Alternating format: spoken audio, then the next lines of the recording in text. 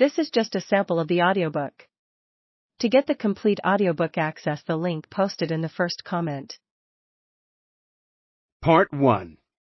The Threats. Chapter 1. What are the most serious threats we face today in the Middle East? My conversations with Mike Pompeo, former CIA Director and Secretary of State. I first met Mike Pompeo in June 2016 when he was serving his third term as a congressman from Kansas. One of his staff members had contacted me and asked if I would like to meet her boss the next time I was in Washington, D.C. She said Pompeo had been reading my books and was interested in my views on the dramatic changes underway in the Middle East.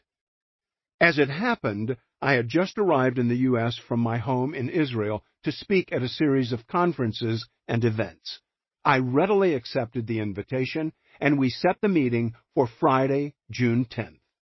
Pompeo struck me as a down-to-earth, no-nonsense straight shooter who had seen his share of difficult times, and he intrigued me for several reasons. He was a U.S. Army vet who served on the House Intelligence Committee. He was also a devout Christian who had once taught fifth-grade Sunday school and whose faith shaped his worldview. Pompeo was also one of the more outspoken members of Congress in opposition to the nuclear deal that President Barack Obama had negotiated with Iran, calling it a historic mistake and a surrender. Particularly impressive to me was that Pompeo and Senator Tom Cotton of Arkansas had discovered and exposed the stunning fact that the Obama team had allowed Iran to negotiate secret side deals with the International Atomic Energy Agency, IAEA, without revealing the existence or the substance of these deals to Congress or the American people. When we met for coffee in his Capitol Hill office, we did not spend much time discussing our personal lives. Mostly we focused on Iran and the campaign of genocide being waged by the Islamic State of Iraq and Syria, ISIS. I brought Pompeo two of my most recent novels as gifts, The Third Target, published in January 2015, and The First Hostage, published in December 2015. They were the first two installments of a trilogy I was writing about ISIS, portraying the group not simply as a terrorist threat, but as a genocidal threat fueled by the group's apocalyptic eschatology, a subject too few in Washington were focused on at the time. In The Third Target, ISIS jihadists capture a cache of chemical weapons in Syria and begin a series of attacks throughout the region.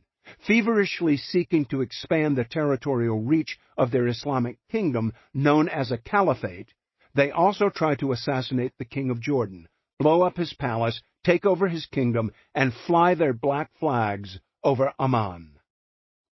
During our conversation, I explained to Congressman Pompeo that while I was researching and writing the book in 2013 and early 2014, President Obama was publicly dismissing ISIS as a JV team that posed no serious threat to the U.S. or our allies. However, as early as the summer of 2014, still months before my novel was released, it was becoming apparent that genocidal conditions were emerging and the jihadists were willing to annihilate all who stood in their way as they tried to establish their Islamic State. As I was then saying publicly, this was as dark a time as any I had ever seen in the modern Middle East. ISIS had captured half of Iraq and was forcing Christians there to convert or die. More than 170,000 people had been murdered in Syria, and millions of Syrians had fled their homes to escape the violence. By the time The Third Target was released, the ghastly atrocities committed by ISIS were worsening exponentially.